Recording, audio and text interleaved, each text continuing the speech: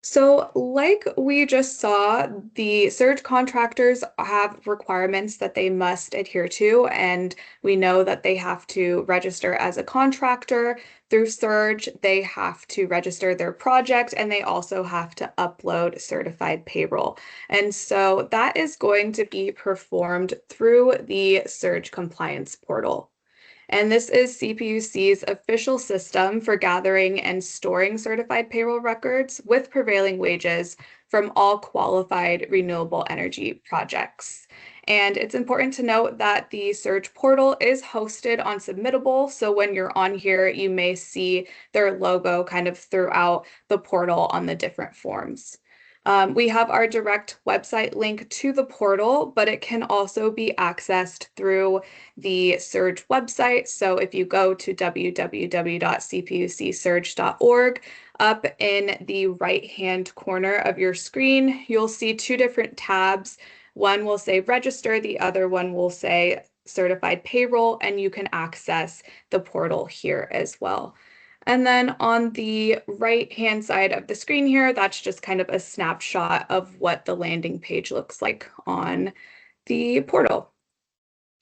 So getting started, if you are brand new to this process, then you are going to have to create a free submittable account. And that's super easy. On the login page, you can see here, it says don't have an account. You'll click sign up, and then you're just going to have to provide your email address, first name, last name, and then your display name. So this is what we will see and how you will operate under the system as you're filling out those forms. If you do have a login already, you'll just simply log on to the system.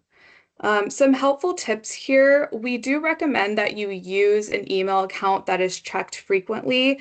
You will be receiving sort of all of the notifications, when you're approved, if there are changes that need to be made. So it's important that you have an email address provided that you can easily access.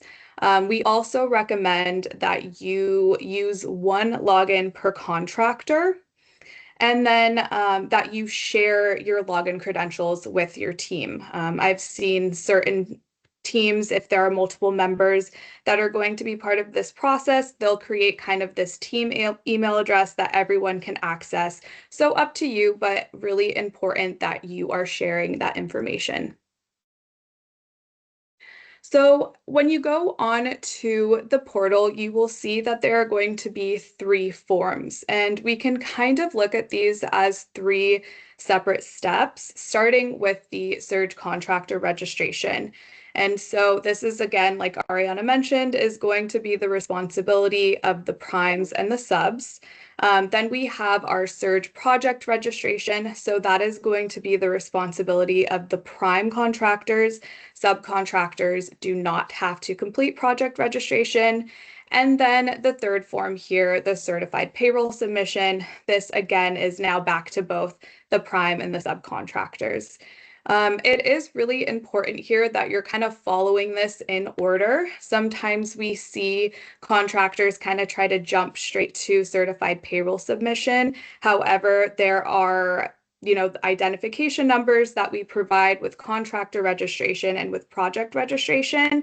And if you don't provide those, we can accept, and we're gonna ask you to kind of start from the top anyways. So starting with that first form, that is the contractor registration form. And we have the form link here on the screen. Again, who needs to complete this? It's the primes and the subs. You only need to do this once, and we ask that you only do this once. We will not accept various contractor registrations. Like if one person registers the company and then someone else tries, we will only accept one contractor registration. And then once that is approved, you will receive your contractor identification number or the SIN. And again, keep this on file. That notification will come via email. So you can always search in your inbox. You can also go to the contractor registration form on the Surge portal in the Messages tab, and that will also kind of be stored there as well. If you have a really difficult time finding it, just reach out to us and we can provide that to you.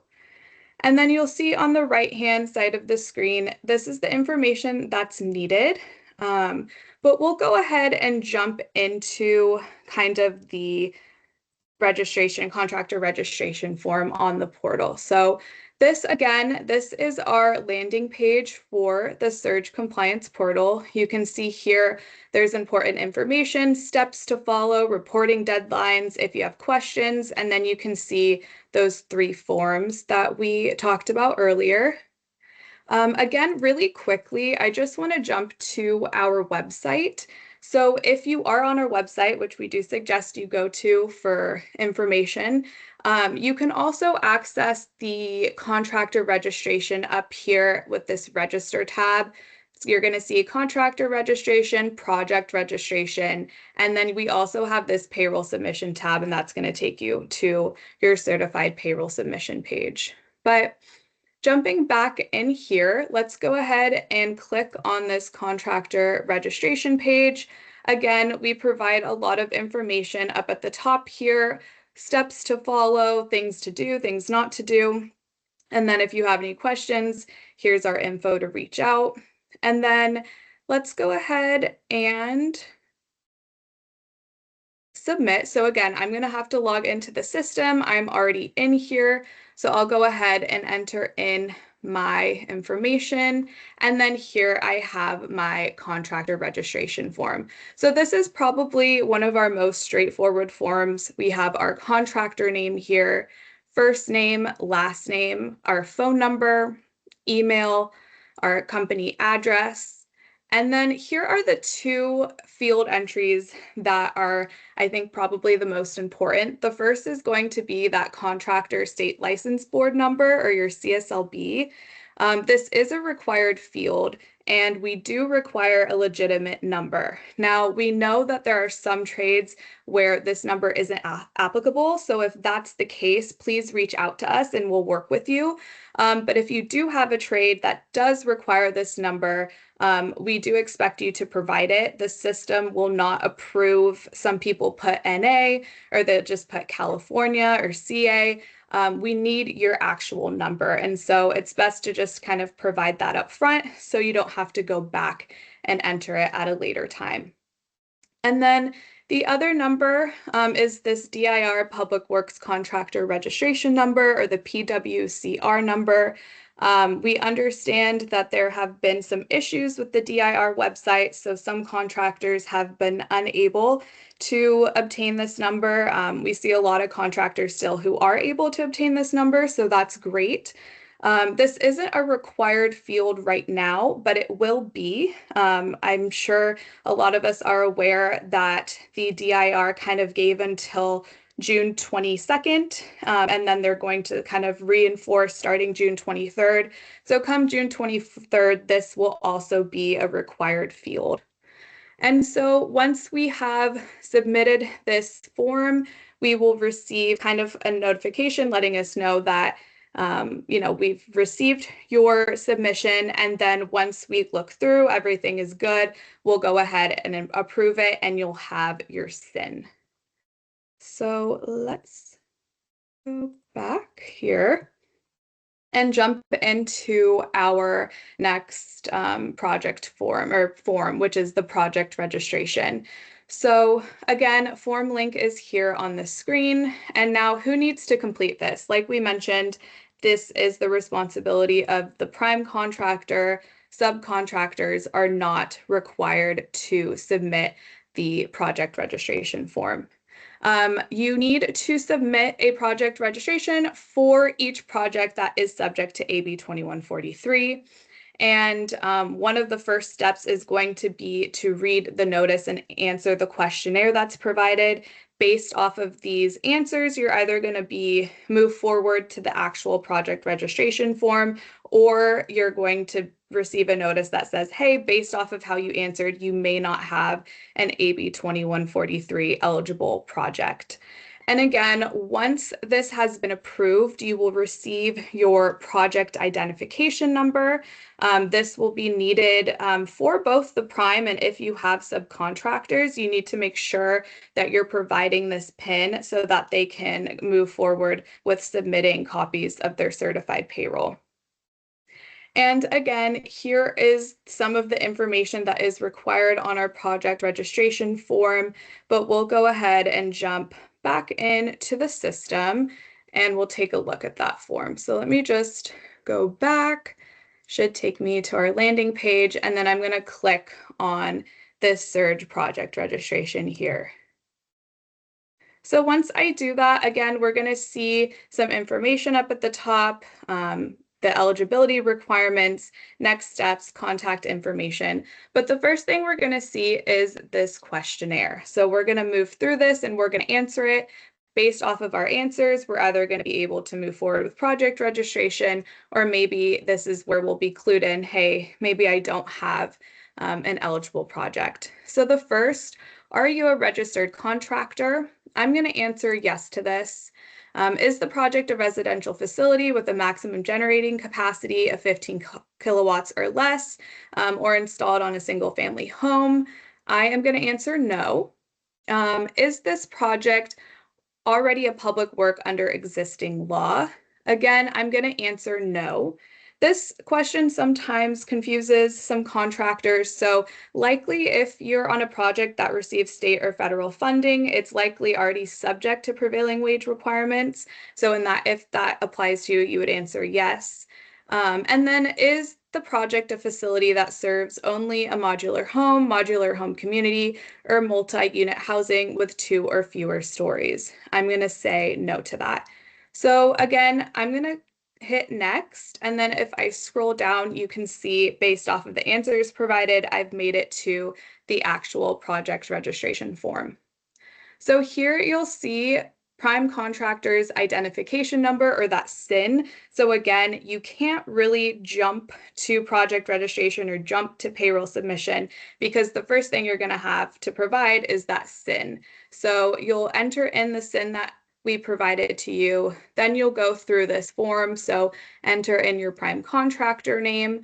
Are you self-performing? Yes or no. So essentially, are you performing work on the project, or did you subcontract all of your work out to your sub? So you're not touching anything. Your subcontractors are doing all the work. If that's the case, then you would answer no. And then, will there be subcontractors submitting payroll for this project? If so, I would click yes, and then I would begin to enter in that information, and I would follow this process for as many subcontractors as I have.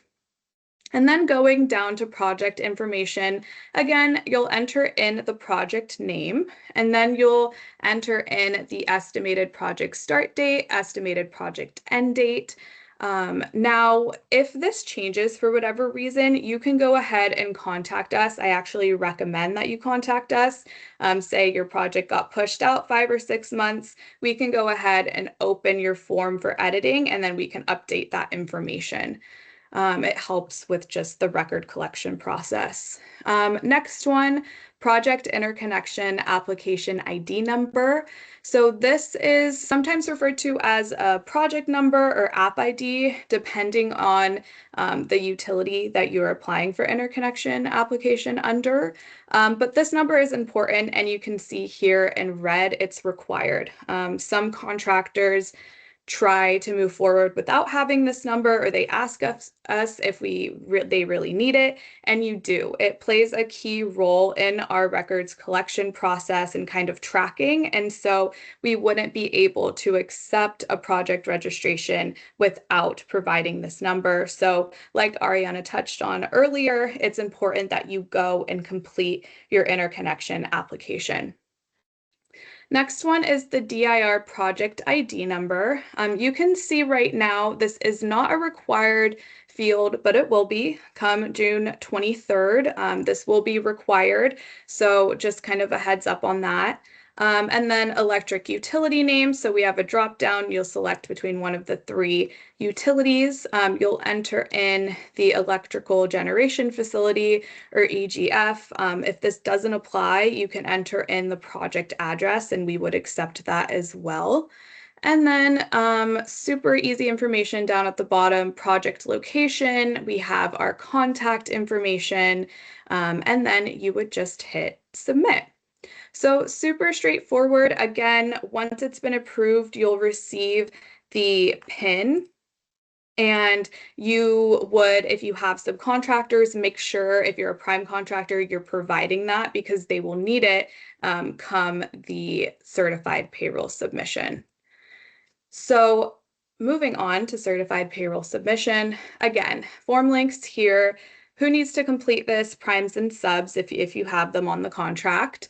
This is a biannual requirement, so you complete it at least twice a year. However, we do ask that you upload on a more frequent basis. I think, as we get closer to the deadline, sometimes contractors submit and there's a lot of changes that need to be made, and then they're, stressed out because they're working against kind of a short period of time.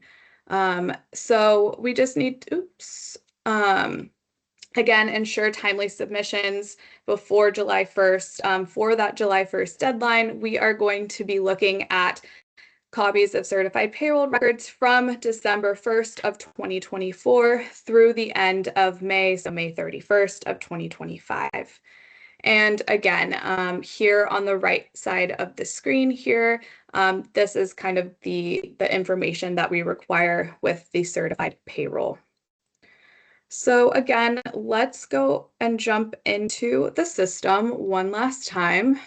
Sorry if I'm hurting your eyes scrolling, but let me just go back to our landing page. I'm going to scroll down and I'm going to select that Surge certified payroll submission. And so again, information's up at the top for you. And then we'll start getting into filling out this information. So there is the form fill out that you'll have to do along with the PDF upload. So the first thing it's going to ask is for the project name. As you can see here, please use the same name as appears on your project registration.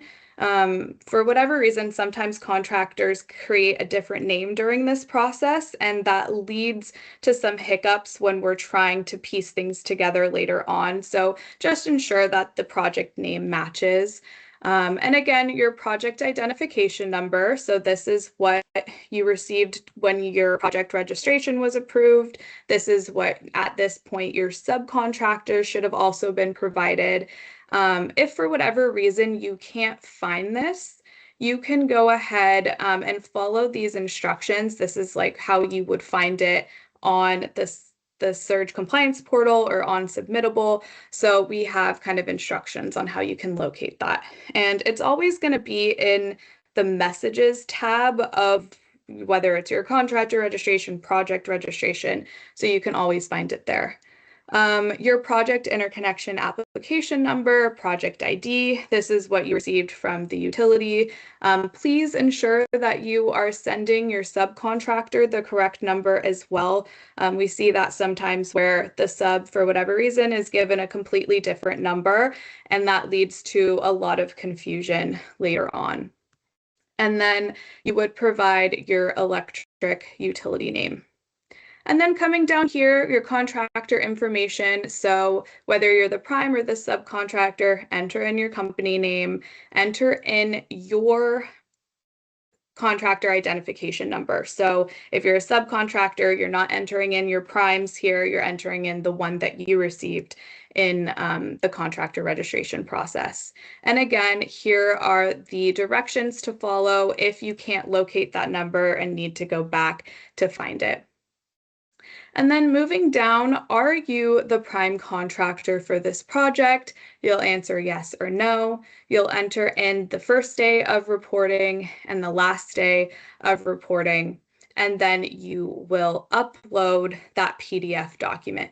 So like Ariana mentioned, we do accept that DIR A-1-131 form.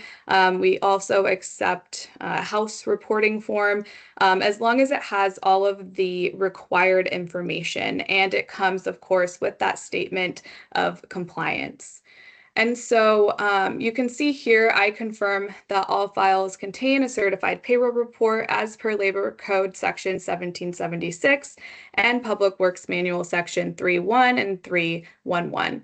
And we also have links. So if you're trying to find some additional information, we try to make this as easy as possible and provide as many links and directions as possible. So you can go ahead and select these if you're looking for additional information.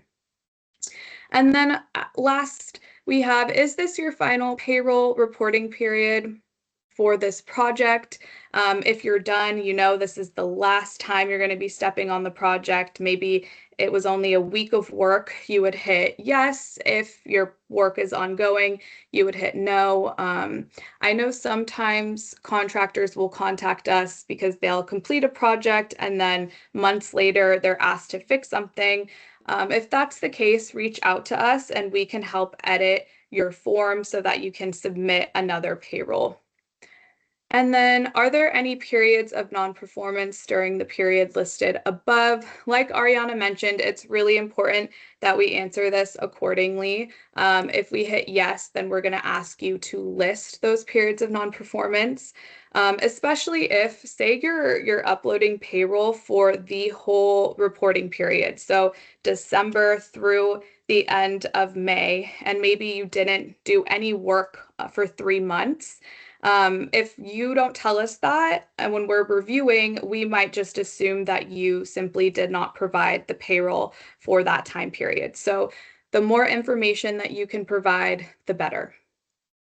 And then once we've done all of that, we just go to the bottom. It's going to tell you you're about to submit your certified payroll. Ensure that you've verified the following items, and then you would hit submit. And so once you've submitted your certified payroll, there are 2 different notifications that you're going to receive. And I know the first one will say, hey, we've simply received your certified payroll. And I think sometimes contractors see this and they assume that their payroll has been approved. That is not the case. We are just letting you know that we received your submission. What you want to look out for is that approval message. Now, there is a likely chance that revisions will need to be made. So a member from our review team will reach out and kind of provide what needs to be edited. If you do have to make changes to your submission, we ask that you not create a new submission, but edit your current submission. And you could go and do this by going to the top. You'll see your name on the portal. You'll click down, go into my submissions, and then you can access your form there. So just want to make note of that if you are someone who has to make revisions. If you keep kind of creating new ones, it creates a lot of confusion and backup in the system.